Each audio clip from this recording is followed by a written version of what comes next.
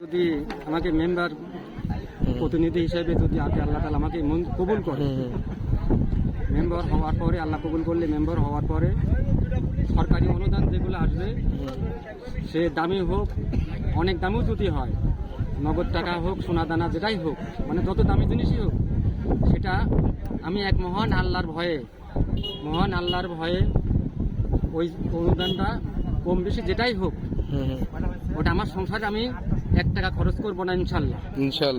আল্লাহর ভয়ে কবরে আমাকে জবাবদিহি করতে হবে, কবরে 100 ভাগ আমাকে জবাবদিহি করতে হবে। আমি সরকারি অনুদানটা আমি পাবলিকের ভিতরে জনগণের হক, জনগণকে আমি 100 ভাগ সেটা আমি বিতরণ করলাম কিনা, যে পাওয়ার অধিকার জনগণ যে পাওয়ার অধিকার তাকে আমি ঠিক মতো আমি দিতে পারলাম কিনা। ঠিক আছে, আমি যদি জনগণকে আমি ঠিক মতো যদি 100 ভাগ না দেই, তাহলে মহান আল্লাহর কাছে আমার কবরে আমার জীবনে জবাবদিহি হতে হবে, 100 ভাগের 100 ভাগ জবাবদিহি হতে হবে। অবশ্যই ওই জায়গায় যদি আমি জবাব যদি আল্লাহর কাছে 100 ভাগ ক্লিয়ার জবাব দিতে না পারি, তাহলে আল্লাহ বলবে যে তুমি এখন জাহান্নামী, তোমাকে এখন জাহান্নামে আমি দিব।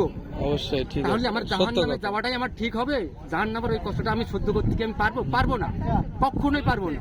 আমি জাহান্নাম আমি চাই না, জাহান্নাম আমি 100 ভাগের ভিতরে আমি 1 ভাগও চাই না। যদি আমি চাই সরকারি অনুদান যেটা আসবে পাবলিকের জন্য আসবে, ওটা আমি একমাত্র পাবলিককে আমি সময় মতো পাবলিকে পৌঁছাতে দেবো, এবং যে প্রাপ্য তাকেই পেতে হবে, যে প্রাপ্য না সে না, যে প্রাপ্য তাকেই পেতে হবে। অবশ্যই।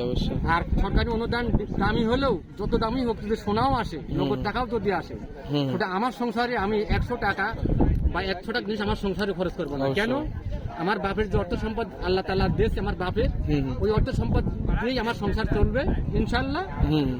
আমি চাই যে জনগণ আমাকে চাচ্ছে যে থেকে আইব ভাই মেম্বার হয়ে আইব ভাই তার হাত দিয়ে তার চোখ দিয়ে আমরা একবার তার সেবা পাইতে চাই, জনগণ চাচ্ছে। তাই আমি আমার ইচ্ছা যে আমি মেম্বার হয় জনগণের সেবা করব, একমাত্র জনগণের সেবা করব, দ্বিতীয় অন্য কোনো কারণ না। জনগণ যাতে বলতে বাধ্য হয় যে আমরা আইব ভাইকে আগামী আবার মেম্বার করব। অবশ্যই একবার হওয়ার পর আগামী আবার মেম্বার করবো। আইব ভাই ছাড়া আমরা বুঝি না।